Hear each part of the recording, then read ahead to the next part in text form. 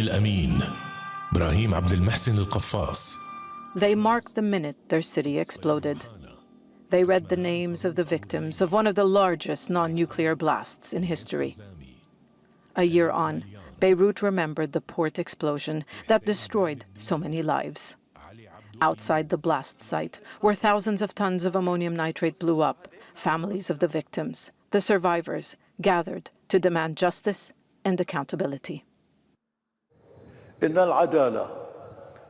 Justice isn't just the demand of the families of the victims, but of all of the Lebanese people. We want to know who brought in the explosives to the port. We want to know who allowed for their unloading, who withdrew quantities of these explosives from the port, and where it was sent. We are here to launch an appeal to the countries of the world. We urge the international community to come and save Lebanon because the world cares, not our own officials. The world is beginning to listen to the pain and suffering of the Lebanese people, not our own officials. It's been difficult making sense of their loss. More than 200 people were killed, among them children. So far, no one has been held responsible for unsafely storing ammonium nitrate with flammable materials at the port warehouse in the heart of the city for years.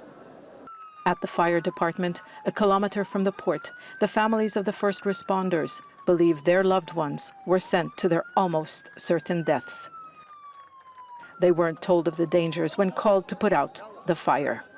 Our brothers, the hero firefighters that went to the port, had no fear, had nothing but they wanted to save people, they wanted to help everyone, and this is what we're trying to do. We're trying to remove all these politicians, criminals who killed our brothers. Attempts by the lead judge in the case, Tarek Bitar, to start the process of prosecuting some of those believed responsible has been delayed by political interference. But some have hope that change is coming. I think today is the new start, or a start for a new Lebanon. We believe strongly that this is what we have been waiting for. Our next step is the elections in May 2022. We feel that for the first time, this is showing the sulta or the political class that people are no longer following them. Following the ceremony, protesters headed to parliament to demand parliamentary and other official immunities are lifted to allow formal questioning to happen.